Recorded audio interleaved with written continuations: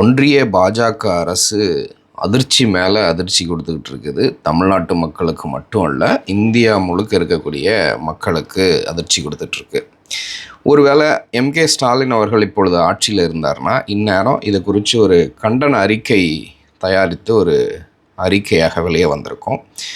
சும்மா அது அரசியல் மட்டும் இல்லை, அதுக்கு பின்னாடி பல்வேறு விஷயங்கள் இருக்குது. ஆனால் அதெல்லாம் இந்த விஜய் அவர்களுக்கும் விஜயை சுற்றி இருக்கிற அமைச்சர்களுக்கும் தாவேகாவுக்கும் தெரியுமா அப்படிங்கிறது மிகப்பெரிய ஒரு கேள்விக்குறி. வணக்கம். தொடர்ந்து நிறையா ஆதரவுகள் வீடியோவுக்கு வருது.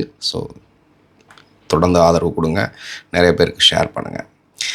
இந்த கேஸ், டீசல், பெட்ரோல், அப்புறம் வாகனத்துக்கு பயன்படுத்தக்கூடிய இயற்கை எரிவாயு சிஎன்ஜி, பிஎன்ஜி இதனுடைய விலைகள் எல்லாம் தொடர்ந்து ஏறிக்கிட்டே வருது. அதற்கு சொல்லக்கூடிய காரணங்கள் மத்திய கிழக்கில் நடைபெற்று கொண்டு இருக்கக்கூடிய போர். இதெல்லாம் குறித்து இன்றைக்கு இருக்கக்கூடிய ஜென்சி கிட்ஸ்க்கு புரிதல் இல்லை, அவங்க தற்குறிகளாக இருக்கிறாங்க அப்படின்னு இன்றைக்கி பெரியவங்கள்லாம், அரசியல் பேசுகிறவங்கலாம் சொல்கிறாங்க. அது உண்மையும் கிடையாது. எல்லாரும் அப்படியும் இல்லை. சிலர் ரொம்ப புரிதலோடு இருக்கிறாங்க. 90s கிட்ஸை தாண்டி பொறுப்புணர்வோடு இருக்கக்கூடிய ஜென்சி கிட்ஸ் எல்லாம் நிறைய பேர் இருக்கிறாங்க. இப்போ இங்கே தமிழ்நாட்டில் இருக்கக்கூடிய கரண்ட் அரசியல் சூழ்நிலை விஜய் ஒரு ஸ்ட்ராட்டஜிக்காக ஜென்சியை பயன்படுத்தி, ஒரு அரசியல் பயன்படுத்தி அந்த இடத்த பிடிச்சிருக்கிறாங்க. அவங்களும் உண்மையான மாற்றமும் கிடையாது, புரட்சி செய்ய வந்தவங்களும் கிடையாது. இன்ஃபேக்ட் மோடியை விட ஒரு கொடுமையான விளம்பர வெறி பிடித்தவர்கள். அதை தாண்டி பார்த்திங்கன்னா மிகப்பெரிய அளவில் ப்ராப்பகேண்டா பண்ணி தான் இன்றைக்கி ஆட்சிக்கு வந்திருக்கிறாங்க. திராவிட கட்சிகள், அது இன்றைக்கி உயிர்ப்போடு இருக்கிறது திமுக மட்டும்தான். அந்த திராவிட முன்னேற்றக் கழகத்தில் இருக்கக்கூடிய தலைவர்கள் மிகப்பெரிய அளவில் உடனடியாக சீரிய சிந்தனையோடு சில மாற்றங்களுக்கு அவங்க உள்ளாக்கிக்கணும். இல்லைனா காணாமல் போயிடுவாங்க. அதில் மாற்றுக்கிறதே கிடையாது. 1000 சப்பக்கட்டு கட்டலாம்.